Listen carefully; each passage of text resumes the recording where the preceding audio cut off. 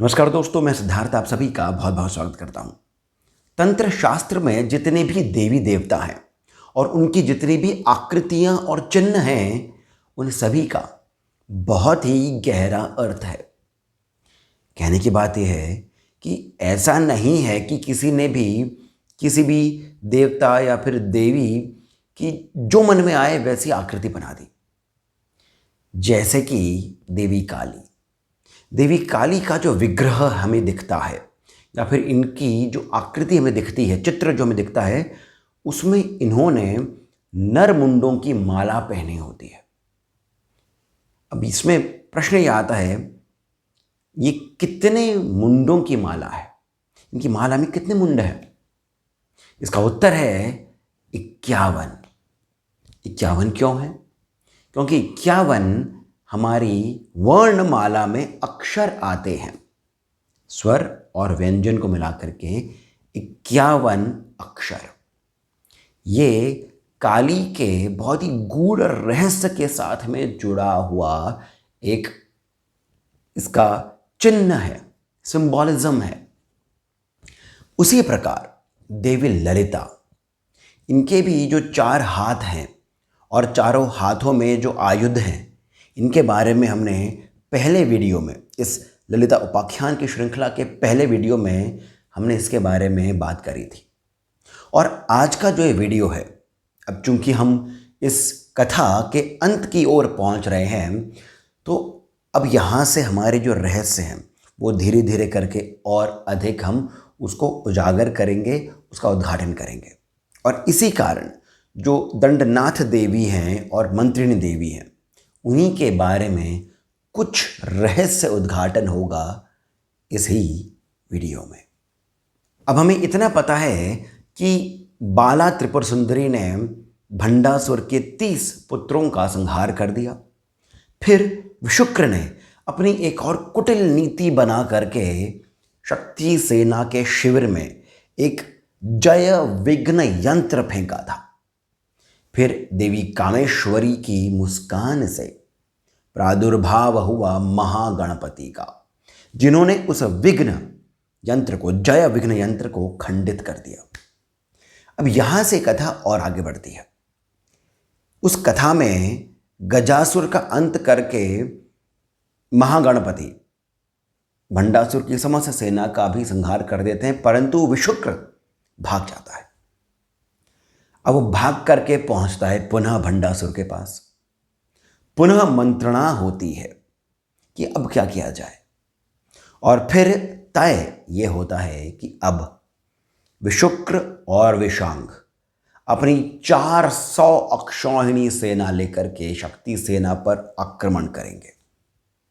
ये और भी कुछ बड़े बड़े योद्धाओं के साथ में, महाअसुरों के साथ में रणभूमि में आते हैं।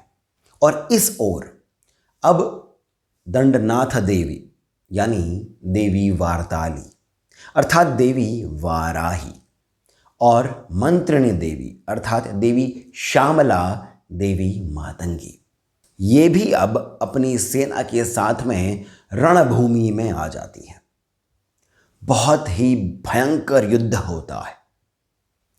साथ में ही संपत्करी देवी, ज्वालामालिनी देवी, अश्वारूढ़ा देवी और जितनी भी नित्य जो तिथियों की जो नित्य देवियां हैं, ये सब भी युद्ध की भूमि में आ जाती हैं और एक महाप्रलयकारी युद्ध आरंभ होता है।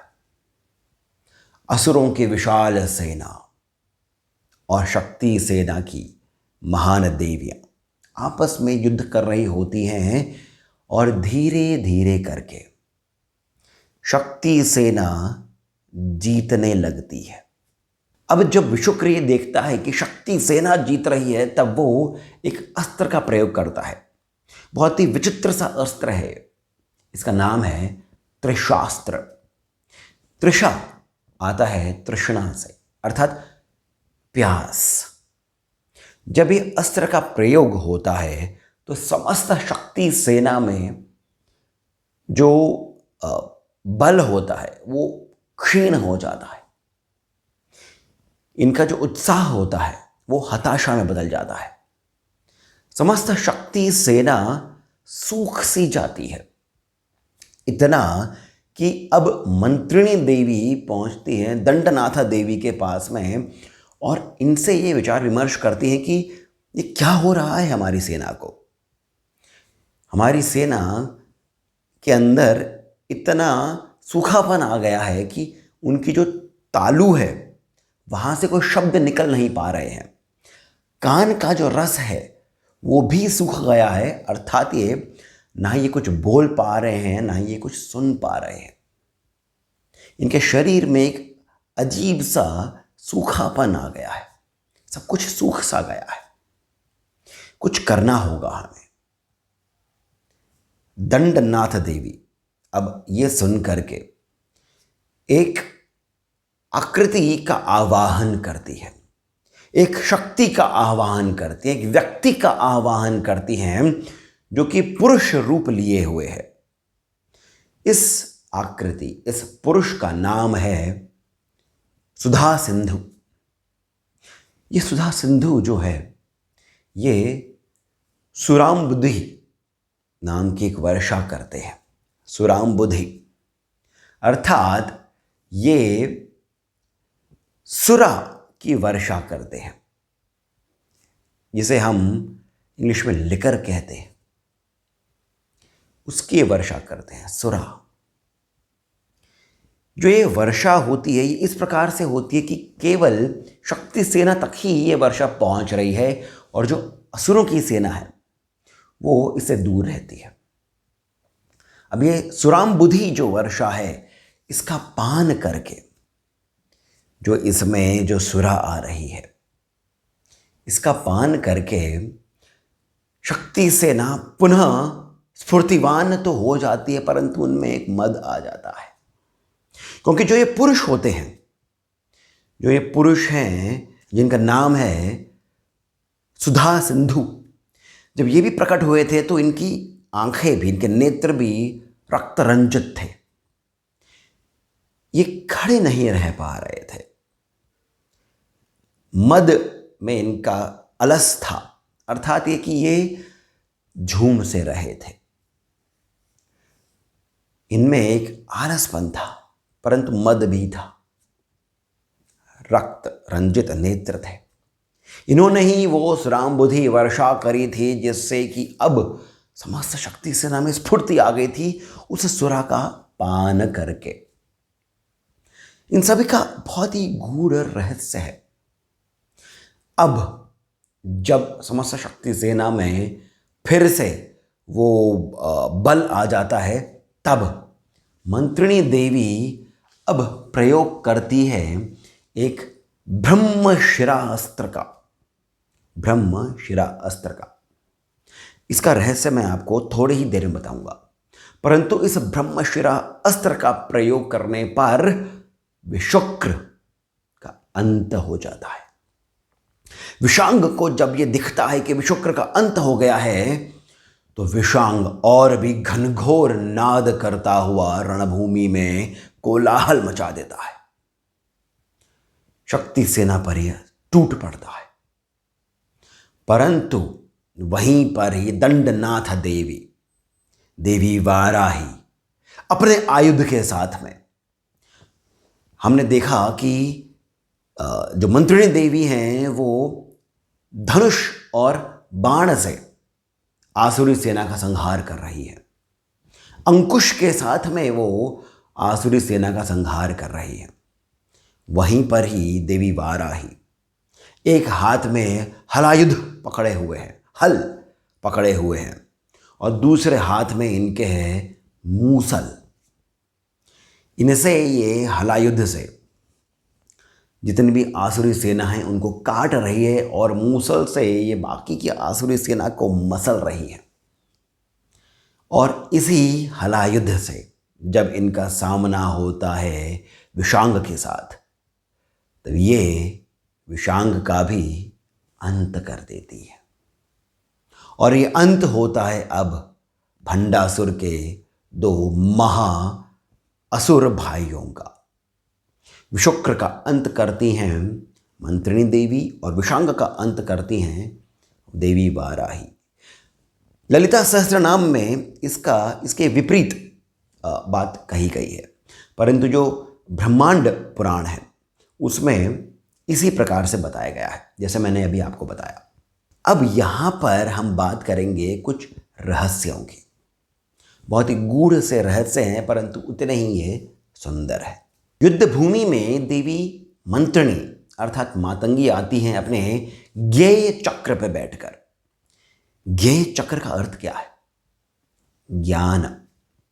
ज्ञेय का अर्थ है ज्ञान। ज्ञान से जो कुछ भी हम अर्जित कर सकते हैं, जो कुछ भी हम समझ सकते हैं, वो है रथ, वो है चक्र देवी मंत्रिणी का।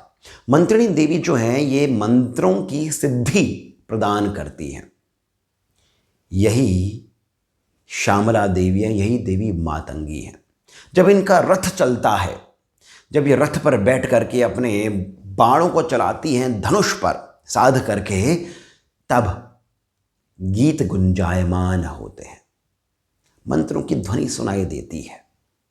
ऐसी हैं देवी मंत्रिणी। इनका जो ब्रह्मशिरा अस्त्र था, ये 4 ब्रह्मा के सिरों के साथ में एक ही तीर था। ब्रह्मशिरा अस्त्र के बारे में महाभारत में भी आता है कि केवल अश्वत्थामा और अर्जुन को इस अस्त्र का प्रयोग करना आता था। ये ब्रह्मास्त्र से भी 4 गुना अधिक शक्तिशाली है, प्रलयकारी है। ये 4 ब्रह्मा के सिरों का रहस्य क्या है? जैसे मैंने अभी आपको बताया, देवी मंत्रिणी जो हैं ये ज्ञान की देवी है। ब्रह्मा के सिर 4 वेद हैं। विशुक्र वो अज्ञान है। जब ये तीर चलता है ब्रह्मशिरा, ब्रह्मा के 4 सिरों को सामने रखते हुए 4 वेदों के ज्ञान के साथ में, तभी अज्ञान का भी विनाश होता है। कितनी सुंदर सी बात कही गई है इस कथा के अंदर। बात गूढ़ है, परंतु कहने का जो इसका जो प्रकटीकरण है, जो प्रेजेंटेशन है, वो बहुत ही सुंदर है। फिर हम बात करते हैं देवी वाराही की।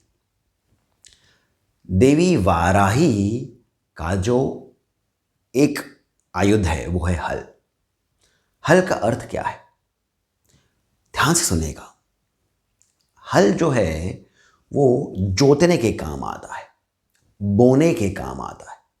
अर्थात जब वो जोतता है तब बीज बोए जाते हैं।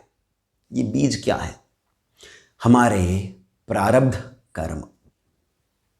ये हमारे कर्म हैं। हलायुध जब है, हल से हम उसे बोते हैं। ये इस बात को चिन्हित करता है कि आपको अपने कर्म जो है, जो प्रारब्ध कर्म है, उसको भोगना होगा। और मूसल क्या है?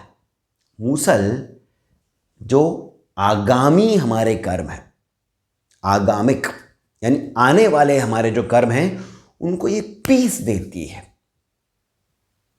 देवी वाराही अपने मूसल के साथ में आगामिक हमारे कर्मों को पीस देती है, अर्थात उनका अंत कर देती है। देवी वाराही हमारे प्रारब्ध कर्मों को हमें भोग करके, यानी हम उनका जब भोग कर लेते हैं तो साथ ही साथ हमारे आगामिक कर्मों का भी अंत कर देती हैं, अर्थात हमें ये कर्म मुक्त कर देती है। ये बहुत ही उच्च स्थिति होती है योग में। अब यहाँ पर जब हम श्री विद्या की बात करते हैं, देवी ललिता की हम क्रमबद्ध रूप से साधना की बात करते हैं, तो हमें यहाँ पर ये समझना होगा कि देवी वाराही और देवी मातंगी ये दोनों एक दूसरे के बिना हो नहीं सकती हैं, क्योंकि देवी मातंगी, देवी मंत्रिणी है ज्ञान, और देवी वाराही जो है, इनका जो रथ है वो है किरी चक्र। किरी अर्थात प्रकाश। ज्ञान प्रकाश के बिना कैसे फैलेगा? ज्ञान तब तक पहुंच नहीं सकता है जब तक कि अंधकार है, और जब प्रकाश है तभी ज्ञान भी फैलता है। ये दोनों एक दूसरे के ही पूरक है, ये दोनों ही एक दूसरे की सहायता करती हैं। और यही श्री विद्या के अंदर बहुत ही महत्वपूर्ण साधना होती है। इन दोनों की साधना के बिना, यानी इन दोनों की अनुमति के बिना कोई भी देवी ललिता तक नहीं पहुंच सकता है। देवी वाराही की भी अनुमति लेनी होगी और देवी मंत्रिणी की भी। ज्ञान और हमारा प्रकाश, ये विमर्श है। देवी वाराही ये विमर्श है, अर्थात ये उस ज्ञान का प्रकाश है, ज्ञान के बारे में प्रकाश है, ज्ञान के बाद का प्रकाश है, ज्ञान के पहले का प्रकाश है। एक दूसरे की ये पूरक बन जाती है। बहुत ही गूढ़ रहस्य हैं एक एक श्लोक में, देवी ललिता के एक एक नाम में। हम धीरे धीरे करके इस व्याख्यान के अंत तक पहुंच रहे हैं और शीघ्र ही अब आरंभ होने वाला है रहस्यों की श्रृंखला। अर्थात ये कि हमारा जो पहला वीडियो था उसमें जिन जिन बातों को हमने आपके सामने रखा है कथा के रूप में, उसमें और भी जो कथा और भी जो बातें छुपी हुई थी, जो बताई नहीं थी, उनका भी हम उद्घाटन करेंगे और साथ ही साथ उनके जो रहस्य हैं उनके बारे में भी हम जानेंगे। यदि आपको आज का ये वीडियो सुंदर लगा हो तो कृपया करके इस वीडियो को आप लाइक अवश्य करें, हमें सब्सक्राइब करना नहीं भूलें और साथ ही साथ कमेंट सेक्शन में जो पहला कमेंट पिन है वहाँ से पेटीएम, जीपे इत्यादि के माध्यम से जितना अधिक हो सके उतना आप हमें श्री सहयोग भी प्रदान करें, बहुत प्रोत्साहन मिलता है। इसके साथ मैं सिद्धार्थ अब आप सभी से जाने की अनुमति लेता हूँ। धन्यवाद।